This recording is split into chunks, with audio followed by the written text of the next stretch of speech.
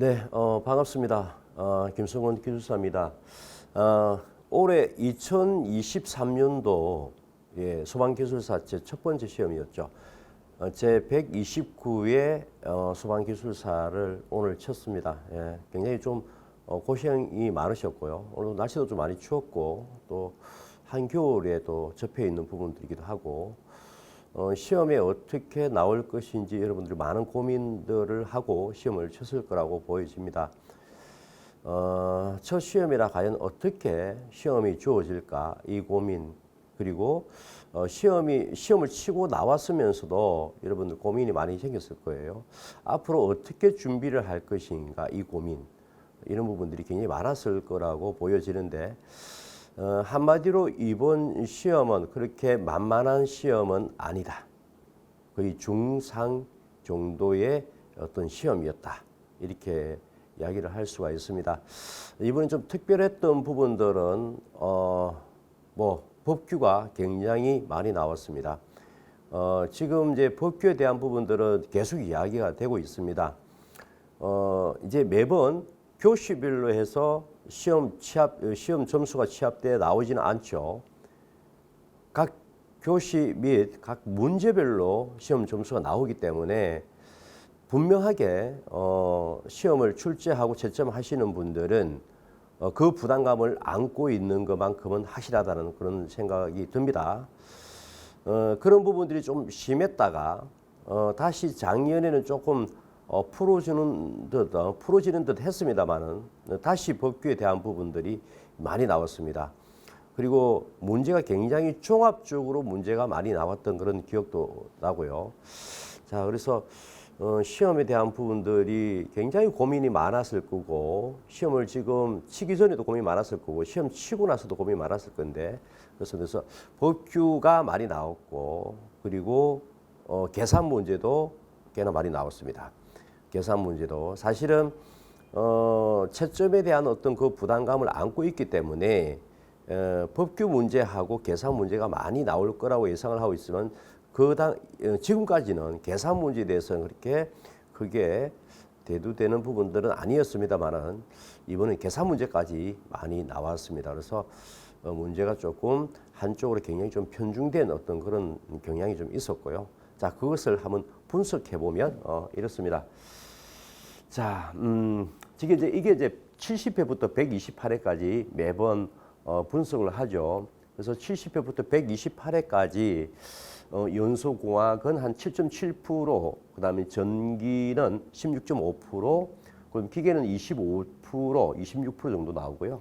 건축은 12%, 그다음 방폭은 3%, 이오물 석유류 5%, 그다음 위험성 평가는 한 2% 정도, 그리고 소방에 적용 땡땡 하재하고 엔지니어링하고 하재 조사에 대한 부분들 저는 여기에 배치를 했었을 때의 소방의 땡땡 하재에서는 9.4% 정도가 나왔고, 계산 문제 7.5%니까 원래 이제 계산 문제가 지금으로부터 한 5년, 7, 8년 전에는 거의 한 10%에 육박을 했는데 점점 낮아져서 7.5% 떨어졌다는 이야기는 계산 문제가 율이 그만큼 많이 줄었다는 이야기 이 뜻이죠.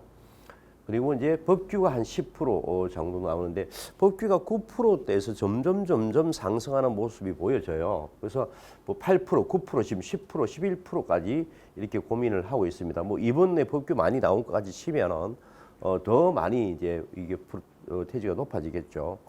자, 굉장히 염려스럽습니다. 저는 개인적으로 지금 사실은 소방기술사에 대한 여러 가지 이제 한간에 이야기되고 있는 부분들이 이 시험에 대한 부분들이 경직화되면서 일어나는 여러 가지 문제들이 창조적인 어떤 그런 부분들이 이 시험에는 나와야 되는 부분들인데 점차 줄어들고 있고, 자, 그러면서 굉장히 좀 고민스러운 부분들이 있어요. 그래서 지금 출제하고 채점하시는 분들이 고충은 알겠지만 조금 더 여러 가지 어떤 생각을 가지고 들어가야 되지 않겠나 생각이 듭니다. 자, 소방기술사가 성능위주 소방설계든 어떻든요, 굉장히 창조적인 능력을 지금 더 발휘해야 될 때이잖아요. 계산 문제 외워서 내는 문제, 법규, 계산 문제에 또 계산하는 문제, 계산하는 문제는 지금 기사 시험에서 많이 나왔던 부분들입니다. 그죠? 계산에 대한 부분들이 꼭 문제가 있다고 이야기하기는 그렇지만, 물론 이제 지금 계산 문제는 좀 트렌드가 바뀌었어요. 뭐냐면 본문하고 가까운 문제들이 나오기 시작했기 때문에 좀 의미는 나쁘지 않습니다만은, 계산 문제에 대한 부분들과 그다음에 법규에 대한 부분들이 경직화된 문제가 많이 낼 때에 그 고민들은 우리 지금 소방기술사의 어떤 선후배들이 많이 고심을 하고 있는 걸 겁니다. 그러면서도 이제 들어가게 되면 막상 그 부담감 때문에 여러 가지 고민은 들겠지만 한 번 더 고민하고 여러 가지 이렇게 해야 되겠죠. 자, 이게 이제 분류를 해보면 이렇습니다. 그래서 이번에 연소공학이 한 두 문제 정도 나왔습니다. 두 문제 정도 나왔고 그게 한 5% 정도 되고요.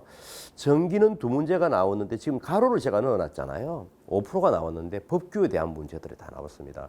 자, 이렇게 법규가 나왔고, 자, 기계설비의 6문제 16% 정도 나왔고, 기계설비에서 조금 더 프로테이지가 높은데 그건 이제 법규 쪽으로 계산 문제가 쪽으로 좀 많이 넘어갔습니다. 기계 쪽에. 그래서 저 프로테이지 좀 낮을 수도 있어요. 계산 문제 쪽으로 넘어왔을 가능성도 있고, 그다음에 법규 쪽도 좀 일부 있고 해서요. 자, 건축에 대한 부분들은 4문제 나왔는데 건축은 굉장히 많이 나왔어요. 지금 10% 돼 있지만 법규가 굉장히 많기 때문에 그것을 법규를 건축에 대한 건축 방안 쪽으로 넣게 되면은 굉장히 많이 나왔습니다. 거의 한 7문제, 8문제 정도, 7문제 전후로 문제 나왔기 때문에 굉장히 많이 출제가 됐다 이렇게 보시면 되겠습니다. 자, 방폭 이런 부분들이고요. 유물, 석유류, 그다음에 유물 평가는 안 나왔습니다. 그다음에 땡땡 화재에 대한 부분들이 굉장히 많이 나왔습니다. 5문제 13.5%니까 원래 한 땡땡 화재는 한 9% 정도에 있으니까 그 이번에 화재 조사가 나오지 않고 그리고 엔지니어링이 나오지 않았기 때문에 거기에 좀 많이 이렇게 편중되어 나왔습니다. 특히 이제 제가 분류를 할 때 그 ESS에 대한 부분들은 이쪽으로 분류하는 부분도 있고 용접에 대한 부분들 이쪽에 지금 분류를 했고요. 그래서 이게 좀 많이 나오지 않았나 그런 생각이 들고요. 자, 그리고 계산 문제 한 5문제 정도 출제됐고요. 법규 문제 11문제 이렇게 되어 있습니다. 제가 높아지면서 좀 말씀드리는데 혹시나 지금 굉장히 빠르게 올리면서 오는 오류가 있을 수도 있습니다. 그런 부분들은 이해를 해 주시고요.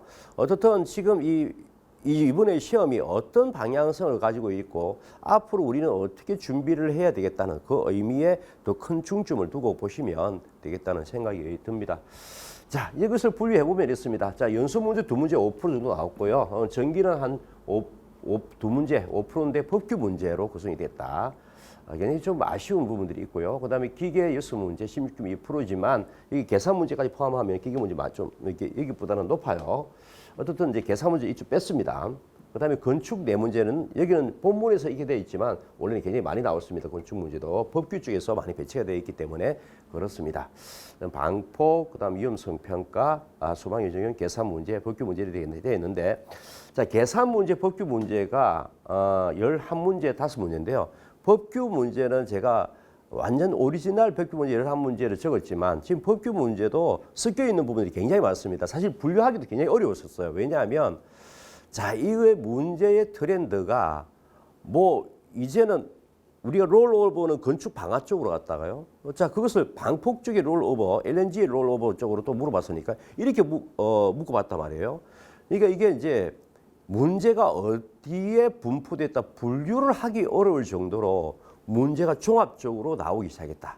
자, 그래서 계속 지금 트렌드는 뭐냐면 이제 한 가지를 물어보는 것이 아니고 여러 가지를 묶어서 물어보는 문제. 예를 들면은 저번 시험에는 K급 화재와 스폴링에 대해서 나왔잖아요. 폭렬과.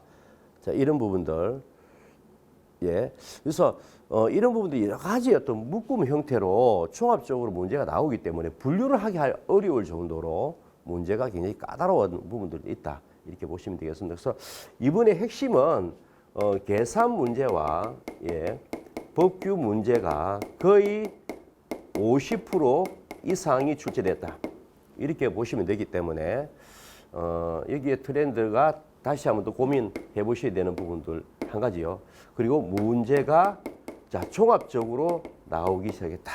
자, LNG에서 롤오버, 그래서 프레시오버의 관점에서 어떤 건축 방화에서 롤오버 그런 관점도 물어봤고요.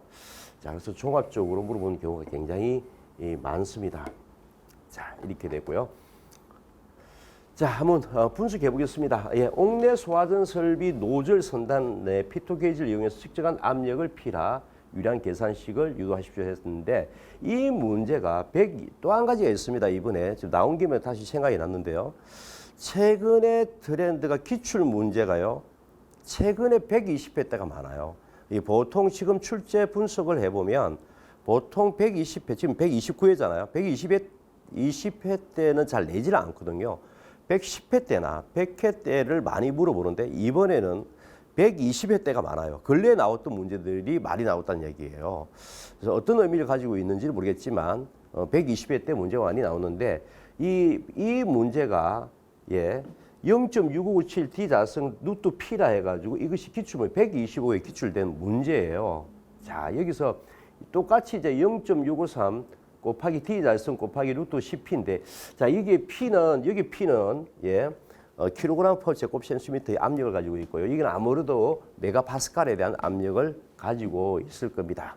자, 여기서는 기본적으로 연속의 방정식에서 풀어냅니다. 풀어내고 그 대신 단위 변환만 시키면 낼 수 있는 문제입니다. 그죠? 알면은 수월하고 모르면 대단히 좀 어려운 부분들이고, 그리고 이게 앞에 0.6597에서 0.653으로 된 부분들은 방출계수 C를 좀 감안한 거 아닌가 이런 생각이 듭니다. 그래서 120호의 기출 문제를 가지고 그 부분들을 가지고 저 부분 좀 고민했으면 되는 문제입니다. 그렇지만 검토를 안 하면 좀 어려운 부분들이었겠죠, 그죠? 예. 자, 하재 성장 속도에서 다음 사항을 설명하십시오. 자, 이 부분들은 열 방출률, 그 다음에 하재 성장 속도의 4단계 구분. 자, 이 부분들은 굉장히 사실은 나온 지가 오래됐기 때문에 기본적인 어떤 문제이죠, 그죠? 프레시오브에 도달하는 시간이 기본적으로 75세크, 그 다음 150, 300, 그 다음 600세크를 따라서 울트라 패스트, 패스트, 미디움, 슬로우로 나눠지는 어떤 부분들이죠. 거기에 어떤 가연물의 종류가 있는지를 이렇게 기본적인 부분들을 가지고 물어봤습니다. 자, 기본적인 문제이고요. 하재, 하중, 하재 가혹도의 정의와 차이점입니다. 자, 하재, 하중은 가연물의 양을 이야기하는 거잖아요. 자, 가연물의 양 부분들은 뭐예요? 지속 시간에 대한 어떤 관점이고요.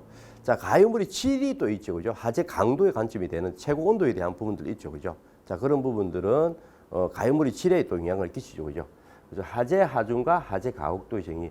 하재 가혹도는 지속 시간과 이렇죠? 지속 시간과 하재 크기의 강도의 곱이죠, 그죠? 자, 이것이 하재 가혹도이고요. 자, 이것이 지속 시간입니다. 자, 이것은 하재 강도입니다. 자, 그죠? 지속 시간은 하재, 하중, 가연물의 양이 결정하는 부분들이고, 여기는 가연물의 어떤 성질에 따라서 결정하는 부분들이다. 어떻든 지속 시간과 하재 크기의 하재 강도의 곱이 하재 가혹도고요. 지속 시간에 대한 부분들이 하재, 하중의 관점이라고 보시면 되겠고, 그런 부분을 설명하면 되겠죠. 자, 하재 가혹도의 정의 배경 요소가 76회 이렇게 물어봤고요.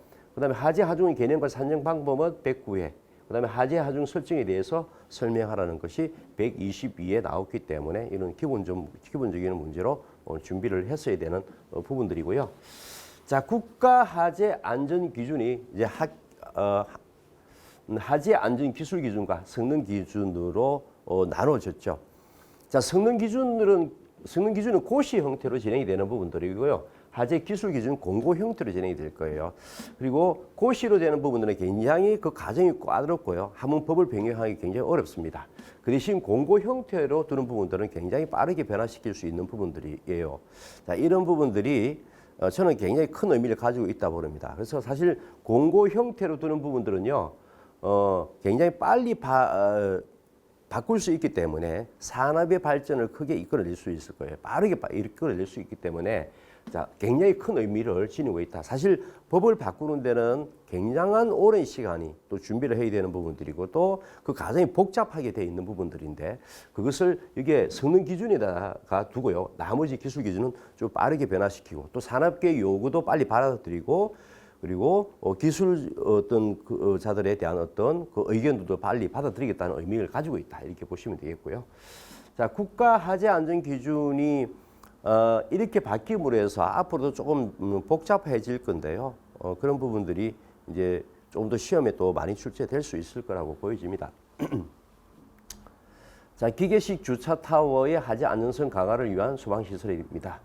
자, 기계식 주차 타워 샌드위치 패널에 이 하재가 좀 있었고 그 샌드위치 패널 하재에 대한 부분들이 나올 것인지 아니면 기계식 주차 타워가 나올 것인지 여러 가지 고민이 있었죠. 어떻든 그에 대한 어떤 소방 설비에 대한 부분들이 물어봤고요. 자, 공기의 최적 유량을 측정하기 위한 노즐이다. 공기의 최적 유량을 구하는 공식을 유도하고 아래 이 조건에 따른 최적 유량을 구하십시오. 이렇게 되어 있습니다. 자, 어떻든 이 지점과 이 지점에 베르누이 방정식을 적용하고요. 그 다음에 연속의 정의를 구해서 구하는 방법일 겁니다. 자, 이 자세한 어떤 내용들은 일주일 뒤에 여러분들하고 같이 하도록 하겠습니다. 자, 유류 조유소에 발생한 하재가 발생했다. 다음 조건에 따른 액면 강화 속도 및 연소 지속 시간을 설명하십시오. 이렇게 되어 있는데 액면 강화 속도는요. 질량 감소 속도 나누기 등유 밀도입니다. 자, 이렇게 되면요. 4.756 곱하기 15의 마이너스 15승 미터 퍼 세컨드 정도의 액면 강화 속도를 이룰 거고요. 그 다음에 연소 지속 시간은 저장소의 단면적 A를 구하고 난 다음에 그 다음에 저장량은 이렇게 됩니다. 저장량은 자 이렇게 되어 있는 거죠. 이렇게 되어서 이게 저장량은 15톤이죠. 자 그리고 이 단면적은 23.74가 되고요. 그러면 당연히 이것에 대한 높이가 나오겠죠. 그죠? 자. 이 높이를 가지고 액면 강화 속도를 따지게 되면 시간을 뽑아낼 수 있는데 자 어떻든 뭐 이렇게 풀어낼런지는 모르겠는데 제가 빠른 시간에는 어떻게 한번 검토를 해보면 이런 식으로 풀어내면 되지 않을까 생각이 들고요. 자, 뭐 넘어가도록 하겠습니다. 자, 다음이 조건에 따른 스프링클러 헤드의 RTI 값을 구하고 해당 헤드가 공동주택의 거실에 설치 가능 여부를 판단하십시오. 이렇게 되어 있습니다. 자, 이 RTI 공식은 얼마 전에 물어봤죠. 자, 이렇게 물어봤습니다. 자, 실내 온도가 20도씨인 실험에서 온도와 속도가 각각 이렇게 될 때 풍동 내에 조건에 폐쇄형 스프링클러를 투입할 때 이 스프링클러의 헤드 작동 시간 이런 것도 물어봤고요. 그다음에 스프링클러 설비의 작동 시간 예측에 의해서 감열차의 대류와 전도의 열 평형식을 쓰십시오. 이렇게 물어봤습니다. 그다음에 뭐 열 응답성 특성치인 전도 계수값 이런 것도 물어봤고요. 그다음에 헤드 감도 방법 RTI 이렇게 물어봤습니다. 그래서 RTI도 옛날에는 감지 특성과 방사 특성의 어떤 그런 개념으로 조금 더 물어봤던 부분들 조금 더 디테일하게 물어보기 시작했죠. 자, 이 공식을 물어보고 이 공식을 직접적으로 구해내는 어떤 부분들을 물어봤고 그것이 적정한지 안 한지 이렇게 물어봤으니까요. 굉장히 조금 녹록치 않는 시험입니다. 굉장히 잘 많이 풀어보고 해야 되는 부분들인데 자 이것을 풀어보니까요. 63.5 RTI 63.5가 나옵니다. 63.5가 나오는데 일반적으로 주구형 스프링클러 설비는요. RTI가 26입니다. 자, 우리가 주구형 스프링클러 설비는 아직 우리가 법제화되어 있는 부분들은 아니죠. 물론 이제 공동주택에는 이제 설치하도록 이렇게 되어 있고요.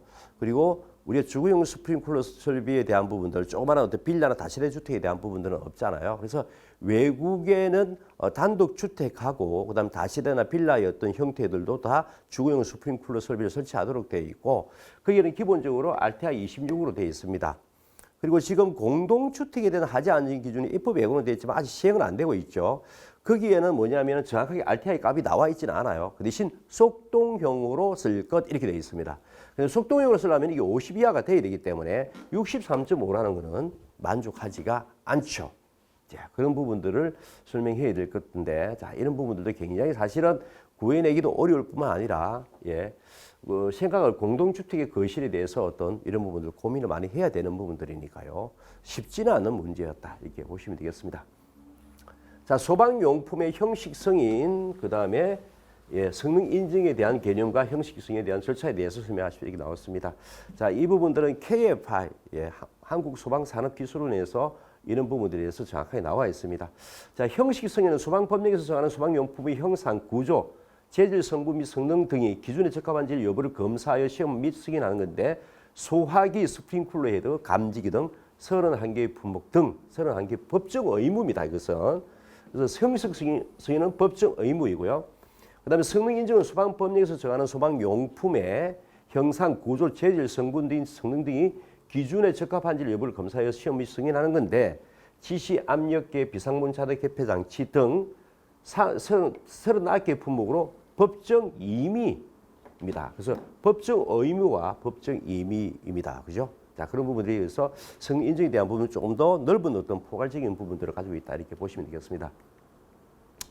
자, 절차에 대한 부분들이 그대로 나와 있고요. 자, 배연 설비의 검사 기준에서 요구하는 방화 댐퍼의 기준과 건축물의 피난 방화 구조 등의 기준에 관한 규칙에서 요구하는 방화 댐퍼의 기준에 대해서 설명하십시오. 이렇게 나왔습니다. 자, 방화 댐퍼는 기본적으로 뭐 성능 시험 기준, 내화 시험 기준이 127에 나왔고요. 그리고 자동 방화 댐퍼의 설치 기준에 대한 부분들도 116회 나왔기 때문에 최근에 방화 댐퍼에 대한 부분들도 이슈가 되는 부분들이 굉장히 많아요. 그리고 굉장히 빠르게 지금 출시가 되고 있다는 부분들입니다. 이 부분들도 공부를 안 하고 있으면 굉장히 좀 암기를 하고 있지 않았다고 그러면 굉장히 어려운 부분이었을 거예요. 자, 검피방에 나와 있는 방화 댐퍼의 기준들은 원래 이제 2개의 항이 있는데 그 부분들을 이어야 되는 부분들이고요.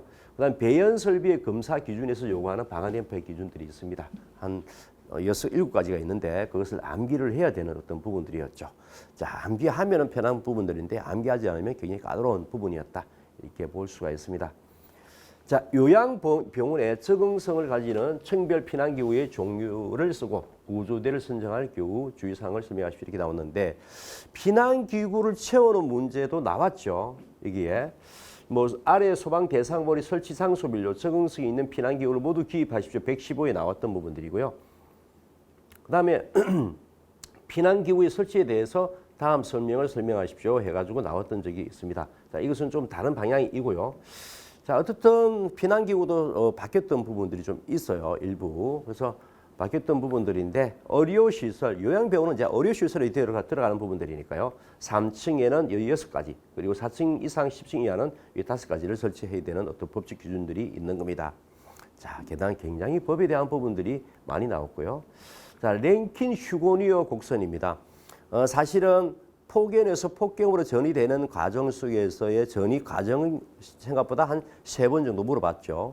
그리고 최근래는 뭐냐면 폭염에서 폭경으로 전이되는 어떤 과정 속에서 폭염과 폭경의 어떤 특징들을 물어봤고요. 그것이 이제 최근의 문제였습니다. 사실은 이 부분들은 랭킨 휴고니어 곡선은 이미 폭염에서 폭경으로 전이되는 과정 속에서 넣어서 이미 답안지에 이렇게 논술해 줬던 어떤 그 기억이 나는데 반드시 다시 이것은 뜨거워졌다. 나올 때가 됐다. 이렇게 이야기를 말씀을 드렸고요. 이번에 나왔습니다. 자, 이 지점에서 굉장히 빠르게 자라면서 이렇게 성장하고요. 압력과 밀도가 순간적으로 치솟고요. 그리고 치솟은 다음에 다시 C, D 쪽으로 이렇게 떨어지는 어떤 그래프를 나타냅니다. 자, 다음 사항을 설명하십시오 해서 소방관 진입차기에 설치하는 유리의 종류, 그리고 아파트 구조 변경 시 설치되는 방화 유리창의 구조, 자, 이런 것들인데, 자, 이번에 이 문제가 이런 문제들입니다. 원래 소방관 진입창 문제하고요, 아파트의 구조 변경 시 설치되는 방화 유리창의 구조는 완전 다른 문제이잖아요. 그런데도 불구하고 종합적으로 문제를 일으켜냅니다. 전혀 어떤 부분들은 상관도 없는 부분들인데요, 같이 냈던 부분들도 있고요. 어떻게 얘기를 해야 될지 모르겠습니다. 하여튼 소방관 진입창의 유리의 종류는 그 제일 끝부분에 한 2-3가지 정도 있습니다. 그것을 적으라는 이야기였고요. 자, 구조 변경 시 설치되는 방화 유리창의 또 구조 기준도 적었어야 되는 부분들이죠. 소방관 진입창은 127에 나왔고요. 방화 유리창의 구조 123에 나왔습니다. 그래서 120회 때 생각보다 나왔던 부분들이 많이 나왔다. 어떻게 보면 만약에 사이클을 가지고 움직였다고 하면요, 허를 찔렸습니다. 그죠? 자, 이런 부분들입니다. 그래서 다음에 하나에 하는 유리를 사용할 것, 플로트판 유리로서 그 두께가 6mm 이하일 것, 강화 유리 또는 강도 유리로서 그 두께가 5mm 이하일 것, 1, 2에 해당하는 유리로 구성된 이중 유리로서 그 두께가 20 4mm 이하일 것 이런 것들이고요. 그다음에 방화 유리창에 대한 구조 기준도 있습니다. 자, 2교시인데요. 구획 하재의 하재 성장 중에 채성기 하재에서 나타나는 다음 사항에 대해 설명하십시오. 이렇게 됐습니다. 채성기 하재. 자, 하재는 이렇게 됩니다. 그죠? 자, 이쪽은 연료 지배형 하재, 이쪽은 환기 지배형 하재입니다. 그래서 채성기 하재일 때는 어떻게 된다고요? 환기 지배형 하재의 의미를 가지고 있는 거죠. 그러면 환기 지배형 하재의 연소 속도 R은 0.5 A√H라는 관점에, 그다음에 하재 온도는 A√H에 비례를 하죠. 비례합니다. 지속 시간은 A√H에 반비례를 하죠. 자, 이것은 그대로 109에 나왔던 부분들입니다. 사실은 이것은 사이클로 봤을 때는 문제가 나올 거라고 예상을 하고 있던 문제였죠. 그래서 보시면 76회, 그다음에 91회, 그다음에 94회, 그리고 109회 이렇게 출제되었기 때문에 지금 129회니까 거의 20회 정도가 흘렀네요. 그래서 반드시 나올 거라고 좀 예상했던 부분들이고, 그런데 이것만 나온 것이 아니고 109회 똑같이 문제가 나왔고요. 이것만 나온 것이 아니고 계급으로서의 화염 분출 형상, 창문이 깨져서 상층부로 화재가 분출되는 어떤 형상에 대해서 설명하라 이렇게 되어 있죠, 그죠? 고한다 효과라든지 피겨 법칙, 부력 이런 부분들도 있고요. 그다음에 높이, 그 창문의 높이에 따라서 또 어떻게 분출되는지, 압력 분포 형성되는지 이런 것들이었고요. 그다음에 상층부의 연소 확대 방지 대책에 대한 부분도 있습니다. 스펜트럴, 캔틸라바, 그다음 망입 유리 이런 부분들이 있는 부분들에 대해서 적어줘야 되는 부분들이고 기본 문제였습니다. 자, 승강식 피난기의 특징, 그다음에 설치 기준과 승강식 피난기의 성능 인증 및 제품 검사의 기술 기준에서 정하는 승하강 속도 시험 기준을 설명하십시오. 이렇게 되어 있습니다. 자, 피난기, 승강식 피난기 특징이 있습니다. 그죠? 당연히 하향식 피난구에 관계되는 그런 부분들인데, 하향식 피난구에 또 내림식 사다리도 있는 부분들이고, 이런 부분들에 비해서 굉장히 피난기, 승강식 피난기는 편합니다. 자중에 의해서 떨어지도록 되어 있고요.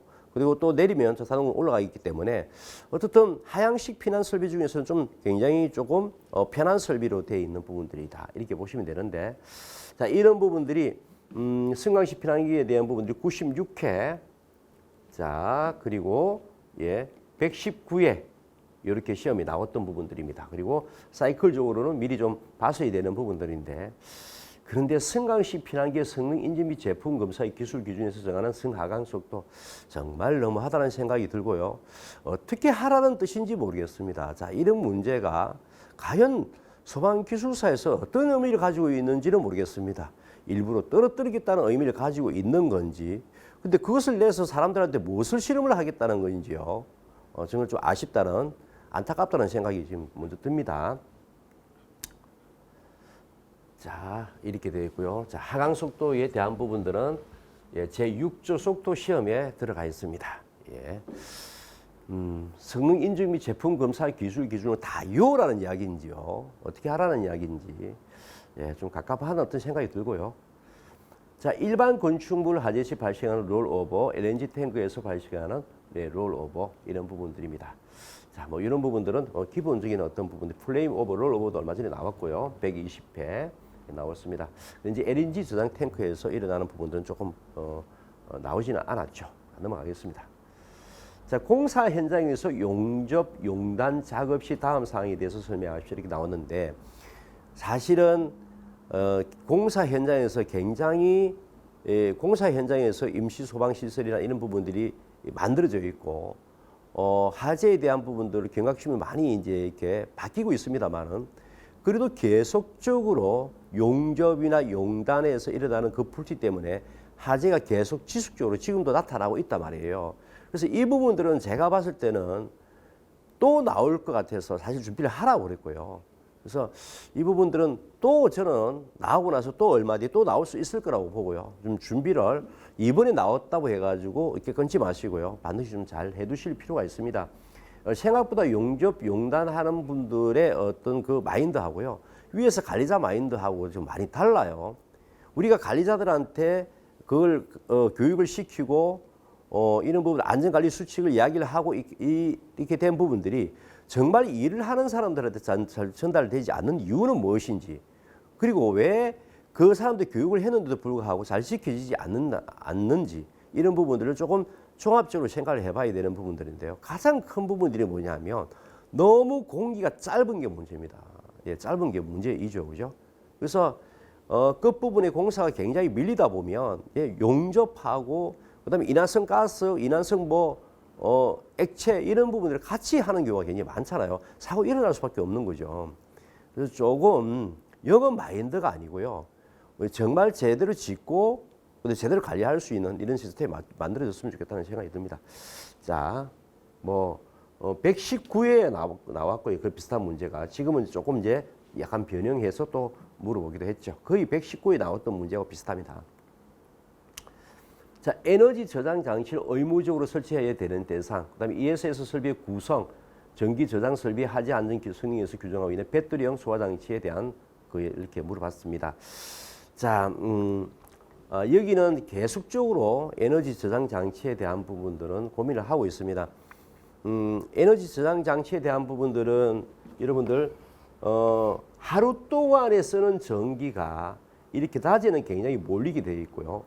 저녁이나 새벽에는 전기를 쓰지 않습니다. 그런데 전기를 공급하는 발전소 입장에서 보면 자, 이런 부분들을 스톱을 시키지를 못해요. 그래서 그 어떤 소공성이 떨어집니다.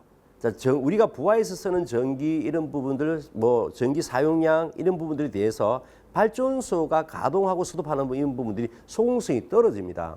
그러면 이때도 계속 돌아가야 되는 부분들인데 이제 노스가 생기는 거죠. 그래서 이때 전기를 쓰지 않을 때 밤에 에너지 저장했다가 전기를 많이 쓰는 이때 공급하고자 했던 부분들이 원래 ESS의 시작이었죠.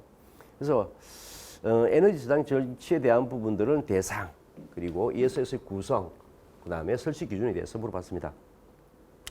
자, 의무 대상은 공공기관 중에 계약 전력 1000kW 이상의 건축물들은 설치하도록 이렇게 되어 있습니다.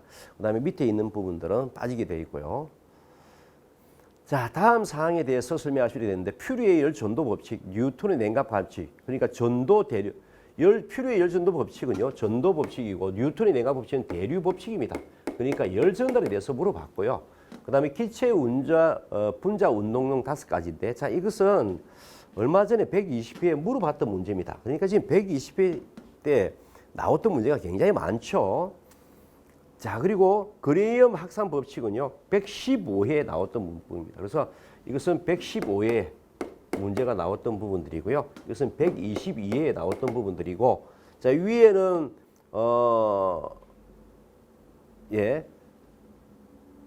자, 열 전달 메커니즘을 물어봤으니까 한 118회 정도 물어봤으니까 기출 문제만 잘 분석하고 기본 문제가 잘 돼 있었으면 문제는 없었던 문제, 크게 문제가 없었던 문제다 이렇게 보시면 되겠고요. 자, 3교시입니다. 도로 터널에 관한 자, 여러분 도로 터널에 대한 기준 중에서 있잖아요. 방제 등급별 기준 및 방제 시설의 종류는 이것도 굉장히 문제가 많으면 방제 시설의 종류가 굉장히 많습니다. 일반용도 있고 일반용도 있고요. 조금 다른 어떤 자가용 설비에 대한 방지 시설에 대한 종류도 있고요. 자, 이 부분들은 뭘 적으라는 이야기도 모를 정도로 있잖아요. 굉장히 사실은 터널이 화재에서 백레이어링 현상은 얼마 전에 나왔죠. 저번에 나왔습니까? 그리고 방제 등급별 기준 및 방지 시설 종류는 이렇게 되어 있습니다. 도로 터널 방제 환기 시설 설치 및 관리 지침에, 자, 이 도로 터널 방제 환기 시설의 설치 및 관리 지침은요, 이제까지 한 2문제 정도 나왔어요. UPS에 대한 부분들 한번 나왔던 부분들이고, 자, 이 부분들은 사실 또 법도 바뀐 게 있어서 한번 봐두라고는 얘기했지만 그게 나왔던 부분들이 아니고요. 터널 등급에 대해서 나왔고요. 2-3-1, 그 다음에 표 1-2-3의 등급별 방제 시설 설치 기준에 대한 부분이 나왔습니다. 자, 이 부분들이 1번이 좀 어려웠을 거예요. 그 부분들이. 그리고 2번은 기본적인 문제였다. 이렇게 보시면 되겠습니다. 자, 원형 가련에서 유동으로 발생하는 손실. 자, 이 손실에 대한 부분도 요즘 부차적 손실도 많이 물어봤고요. 이 손실은 꼭 요즘 한 문제씩 나온다. 이렇게 보시면 되는데, 그 중에서 다시 웨바스식, 그다음에 하젠 윌리엄식 있습니다. 그죠? 달시 웨바스식은 유체에서 중에서도 기체, 액체 다 가능하고요. 하젠 윌리엄식은 액체에서만 가능하죠. 물에서만 가능한 그런 부분들이죠. 자, 나머지 뭐 조건들이나 사용하는 것들이나 이런 것들 보면 또 되고요. 자, 돌연 확대 축소 관계되는 부분들도 유도하라는 문제가 한번 나왔던 적이 있습니다. 자, 그 부분들이 뒤에 있었고요. 자, 어떻든 유체 유동과 관계되는 법칙은요, 반드시 알아두셔야 됩니다. 최근에 여기는 꼭 한 문제를 내고 갑니다. 예, 알아두셔야 되는 부분들이고요. 자, 뭐 기본적인 어떤 부분들입니다. 위험을 안전관리법에서 규정하는 인화성 액체에 대해서 설명하시게 되어 있고요. 인화점 시험 방법, 인화점 시험 방법 105에 나왔습니다. 자, 그리고 인화점 측정 시험 방법 3가지 이렇게 되어 있고요. 제4류 유물의 위험 등급, 그다음 다른 유별 유형과의 혼재 과정 기준 이렇게 되어 있습니다. 자, 뭐 인화점 시험 방법은 태그 밀폐식 세타, 밀폐식 클리블랜드 개방식 이렇게 되어 있고요. 자, 밀폐식으로 되어 있는 부분들은 경질류이고요.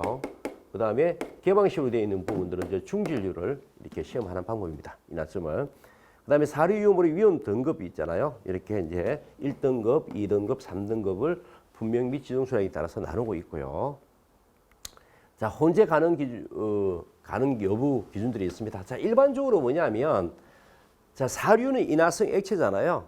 그러면은 산소와 만나지 없던 사류는 자, 가연성 고체 가능하고요. 자, 산화성 고체 불가하고요. 자, 그리고 자기 반응성 물질 불가합니다. 그리고 산화성 액체 불가하죠. 그러니까 한마디로 뭐냐면 사류유물은 가요물 중에서 굉장히 위험한 물질들이니까 당연히 산소도 안 되고요. 자기 반응성 물질을 하고도 안 되는 거죠. 자, 이거 혼재에 대한 부분들이니까 그 부분들을 적어주시면 되는 문제였습니다. 자, 층고가 낮은 지하 주차장에 장방형 급속제 제연특들을 설치할 경우 단면 형상과 시공 방법에 대해서 설명하십시오. 이 부분도 넘어가도록 할게요. 자, 지금 다음 주 일주일 뒤에 여러분들하고 풀이집을 가지고 본격적으로 풀어보도록 하겠습니다. 자, 초고층 건축물에서 고가 수조의 가압 손상시를 적용할 경우 저층부의 가압 발생 문제를 해결할 수 있는 방안을 제시하십시오. 이렇게 되어 있잖아요. 자, 최근에 고층 건축물이 늘어나고 있습니다. 그리고 대형 건축물이 늘어나고 있습니다. 자, 그러면 여기에 가압 송수 장치의 일부를 두었을 때 가압 송수 장치에서 가까이 있는 곳과 중간에 있는 곳과 멀리 있는 부분들에 대한 압력 차이가 크잖아요. 그럼 만약에 여기에 만약에 가압 송수 장치가 밑에 펌프 형식으로 되어 있다 그러면 여기에 맞추다 보면 여기는 과압이 발생하는 거죠. 그죠? 자, 이렇게 대단위로 만들어진 어떤 건축물도 똑같습니다. 자, 이게 펌프가 있고 그러면 여기에 압력을 맞추다 보면 여기 압력이 대단히 클 수밖에 없겠죠. 여기에 만약에 헤드가 터진다든지 옥내 소화전 설비가 터진다 보면 굉장히 가압에 의해서 여러 가지 문제가 발생하는 거 있죠. 수온이 빨리 고갈된다든지 이런 부분들 여러 가지 문제가 발생하는 부분들이니까 사실은 감압 밸브는 굉장히 중요하다 제가 말씀드렸습니다. 자, 여기서 얼마 전에는 감압 방법이 종류 나왔습니다. 자, 감압 방법이 종류는 펌프일 때가 부스트 펌프, 그 다음에 펌프를 분리하는 전용을 하는 어떤 방법들은 펌프를 이용한 감압 방법이죠, 그죠? 지금 여기서는 이제 고가 수조의 가압 손수 장치를 적용할 경우 이렇게 물어봤으니까요. 기본적으로 이제 감압 밸브 위주로 설명하면 되겠고요. 그 다음에 고가 수조를 분리하는 것도 고민해봐야 되겠죠. 예를 들어서 고가 수조를 분리하는 부분도 있습니다. 그죠? 분리하는 부분도. 원래는 이제 실제적으로는 좀 맞지 않지만 어떻든 고가 수조를 분리하거나 감압 밸브를 쓰거나 감압 밸브는 직동식, 그 다음에 파이로트식, 그 다음에 오리피스식 이렇게 있는 부분들입니다. 그죠? 그런 부분들인데 자, 이 부분들도 사실은 저는 굉장히 좋은 문제라고 보고 이슈적인 어떤 문제라고 본다. 이렇게 말씀드릴 수가 있습니다. 자, 고가 수조 방식, 감압 밸브 방식 이렇게 하시면 되겠고요. 자, 스프링클러 설비 하재 성능 기준에서 공동주택이 요즘 많이 나왔습니다. 스프링클러 설비의 수평거리 3.2m 이하, 그리고 이를 스프링클러 헤드 형식 승인 제품 검사의 기술 기준 유효 반경으로 적용하도록 규정하고 있다. 수평거리 3.2m를 적용한 경우와 2.6m를 적용한 경우에 살수 밀도로 계산하고 NFB에서 규정하는 등급을 고려하여 적정성 여부를 설명하십시오. 이렇게 물어봤습니다. 자, 설계 살수 밀도에 대한 부분 경급, 중급, 그 다음에 중급 2, 상급 1, 상급 2 이렇게 되어 있습니다. 그죠? 자, 우리나라는 기본적으로 여기서 대한 어떤 출제율이 이렇게 분석이 많이 나왔고요. 굉장히 많이 나온 부분 중에 하나입니다. 자, 이게 보시면, 자, 이걸 한번 볼게요. 만약에 3.2m로 했을 때요, 우리가, 자, 이 수평, 거리죠. 그죠? 수평 거리에 대한 부분들이 3.2m입니다. 자, 2R 코사인 세타 이잖아요. 그죠? 2 곱하기 3.2 코사인 45도입니다. 자, 이것은 뭐 구체적으로 제가 설명드릴 수 없어요. 공식은 알 거라고 보고요. 그래서 이것을 뽑아내면 4.5m 되고요. 자, 헤드와 헤드 간에 4.5m가 됩니다. 그리고 그것을 방사 면적으로 따지게 되면 20.5가 되고요. 그 다음에 살수 밀도로 하게 되면 우리가 80lpm이니까 20.5 제곱미터를 하게 되면요. 3.9 정도가 나옵니다. 3.9 정도가 나오네요. 자, 살수 밀도가 3.9 정도가 나옵니다. 자, 그리고 수평 거리 2.6으로 했을 때는요, 5.8이 나옵니다. 자, 이게 보면, 그러면, 자, 만약에 지금 4.1이 여기네요. 3.9면 여기에 적용이 될 거고요. 여기에 적용이 될 겁니다. 그래서 이것은 경급에 적용이 될 거고요. 그다음에 아까 했던, 2.6으로 하게 되면요, 살수 밀도는 5.8로, 5.8이겠습니다. 5.8이면, 중급 1이겠네요. 중급 1, 경급. 그러면 자, 여기서 NFP에서 규정하고 있는 등급을 고려하여 적정성 여부를 설명하십시오. 일반적으로 주거용은 경급을 사용합니다. 자, 주거용에서 NFP에서는 우리는 경급을 사용합니다. 이것은 이제 건축물의 종류나 가요물의 종류 이런 가지고 이제 결정이 되는 거잖아요. 경급, 중급 1, 중급 2, 상급 1, 상급 2로 결정되는데 주구용은 경급으로 되어 있습니다. 그렇다고 그러면은 3.2m를 하는 부분들은 요 기준 안에 들어오는 겁니다. 그죠? 살수밀도 안에 4.1 안에요. 안에 들어올 겁니다. 그죠? 그런 부분들이 되기 때문에 자, 이것은 5.2 넣으니까 중급 1이네요. 그죠? 그래서 중급 1에 적용되는 2.6은 적용하는 데는 좀 적정하지가 않고 그다음 3.2일 때는 뭐 적정하겠다. 이렇게 이야기를 하시면 되겠죠. 자, 이렇게 되어 있고요. 자, 전기 4교시입니다. 전기 자동차와 관련돼서 다음 사항을 설명하십시오. 이렇게 되어 있고요. 리튬 이온 배터리의 열 폭주 현상에 대해서 설명하고 발생 요인에 대해서 설명하십시오. 그 다음에 지하 주차 구역의 충전 장소의 화재 대응 대책에 대해서 설명하십시오. 이렇게 되어 있죠. 자, 이 지하 주차 구역 충전 화재 대응 대책은요, 여러분은 성능 위주 소방 설계에 전기 충전소에 대한 부분들은 정말 잘 나와 있습니다. 자, 그 부분들 우리는 미리 준비를 했었습니다. 그죠? 굉장히 중요한 부분들이었고. 자, 리튬 이온 배터리의 열폭주 현상은 어떻게 해서 나옵니까? 기본적으로 충전,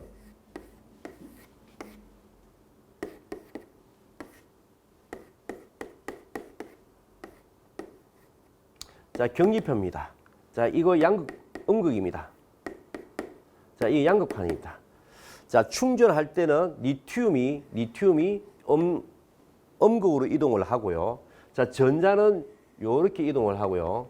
그 다음에 전류는 요렇게 이동해 갑니다.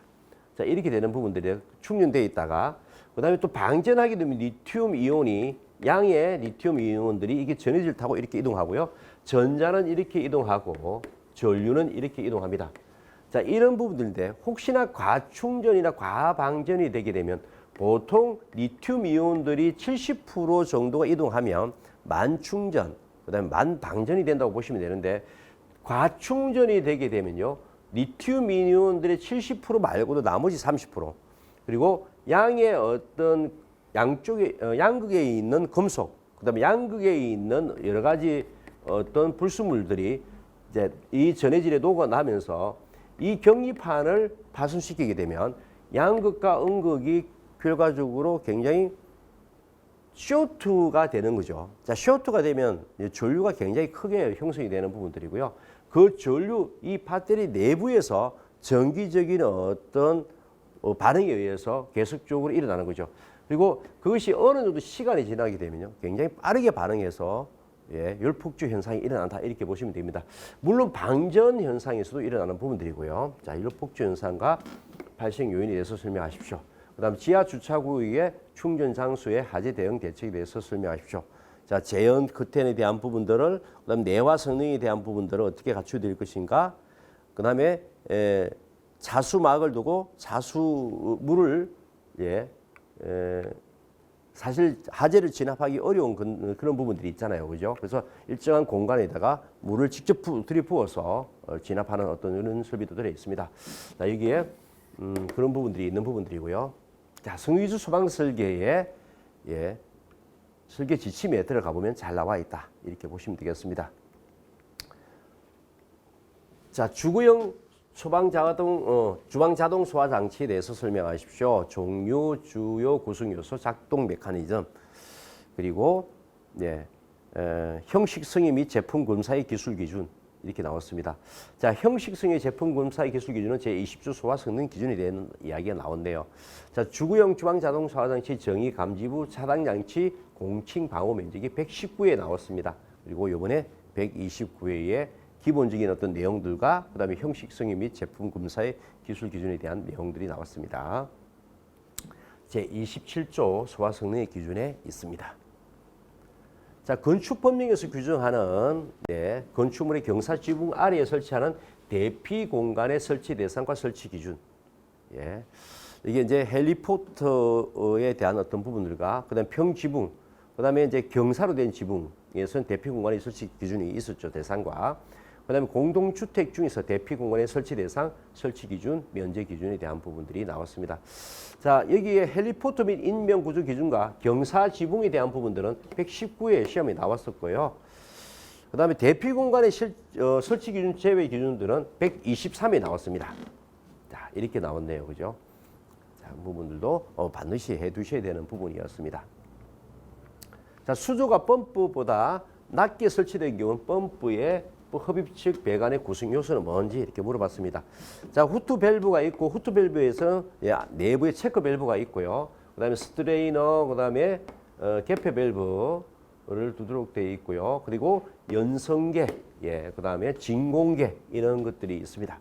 자, 여기에 흡입식에서 일어날 수 있는 어떤 부분들에 대한 문제들은 어떻게 돼요? 기본적으로 공기 고임, 그다음에 와류 현상. 자, 이런 부분들에 대한 고민을 해야 되겠죠. 자, 이런 부분들이 있고요. 그 다음에 스트레인을 자주 청소해야 되는 그런 부분들이 있고요. 있고요. 그리고 밸브는 버터플라이 밸브는 쓸 수 없고요. 자, 그런 부분들이 있습니다. 자, 여기에 우리가 유효 수량과 유효 수량에 대한 부분들을 따졌을 때 이게 후트 밸브의 와류 현상에 의해서 공기가 끌려가는 어떤 부분들도 생기는 부분도 있죠, 그죠? 자, 그다음에 공기 고임 때문에 버터플라이 밸브, 그다음에 스트레이더 밸브에 대한 어떤 청소, 자, 그리고 동심 레듀셔보다는 편심 레듀셔를 써서 마찰 손실을 줄일 거고요. 그리고 여기에 대한 어떤 길이를 굉장히 짧게 하고 구경을 크게 해서 마찰 손실을 줄여야 되겠죠, 그죠? 자, 그런 부분들. 어떻든 간에 여기서는 흡입식에서 일어나는 부분들은 공기 고임이나 이런 관점에서 공동 현상에 대한 부분들, 이런 것들 가지고 이야기를 하시면 되겠습니다. 자, NFPA 포수화 설비에서 하는 시험에 대해서 물어봤는데요. 자, 이 부분은 넘어가도록 하고 다음 주에 어떤 답안을 작성해서 뵙도록 하고요. 그다음에 소방시설 비상전원에 대한 이야기입니다. 자, 비상전원은 소방시설에서 사용하는 설비들을 이야기하는 부분들이고, 발전설비, 축전시설 설비, ES에서 비상전원 수전 설비로 구성이 되어 있습니다. 자, 비상설비 갖춰야 될 기준들은요, 점검이 편리할 거고요. 그다음에 용량이 어떤 원하는 용량 이상일 거고, 그다음에 상용 전원과 비상용 전원의 전환에 대한 부분들이 원활하게 이루어져야 되는 부분들이고요. 그다음에 방화구역 안에 내에 있을 거고, 그다음에 조명 설비가 되어 있을 것, 이런 것들에 대한 기준들이 들어가 있습니다. 제 옥내 소화전 설비 비상전원 설치 대상 및 종류입니다. 자, 옥내 소화전 설비에 보시면 비상전원에 대한 설치 대상은요, 지하층으로서 2,000제곱미터 이상, 7층 이상으로서 2,000제곱미터 이상 연면적, 그다음 지하층으로서 3,000제곱미터 이상에 대한 부분들은 대상 안에 들어가 있고요. 옥내 소화전 설비는 자가발전 설비, 그다음에 축전지 설비, 전기 저장 장치를 하도록 되어 있습니다. 유도등 제연 설비, 고층 건축물의 스프링클러 설비 비상전원의 종류 및 용량인데, 이 부분들은 지금 하지 않는 기준을 물어보는 것도 한 가지 물어보는 게 아니고 굉장히 복잡하게 물어보네요. 유도등은 축전지 설비입니다. 비상전원 설비를 쓰도록 되어 있고요. 20분, 60분이 있습니다. 제연 설비는 자가발전 설비, 축전지 설비, 그다음에 전기 저장 장치 20분 이상 이렇게 하도록 되어 있고요. 고층 건축물의 스프링클러 설비는 자가발전 설비, 축전지 설비, 전기 저장 장치를 40분 이렇게 하도록 되어 있고, 50층 이상인 건축물은 60분 이상 작동하도록 이렇게 되어 있습니다. 자, 이것에 대한 화재 안전 기준이었습니다. 네, 129회 문제를 빠르게 여러분들 방향성에 대해서 알아봤고, 그리고 어떻게 출제가 되었고 어디에서 출제됐는지 간략하게 알아봤습니다. 자, 오늘 굉장히 좀 고생 많으셨고요. 조금이라도 도움이 되셨으면 하는 마음이고요. 이 오늘 시험은 또 오늘 시험으로서 끝났습니다. 그죠? 그래서 다음 시험도 얼마 남지 않았습니다. 자, 결과는 진인사 대천명 하늘에 맡기고요. 여러분들이 또 다음 시험에 대해서 또 흔들리지 않고 이렇게 갔으면 하는 어떤 바람입니다. 자, 129회 소방기술사 문제풀이, 간략 문제풀이 여기서 마치도록 하겠습니다. 네, 감사합니다.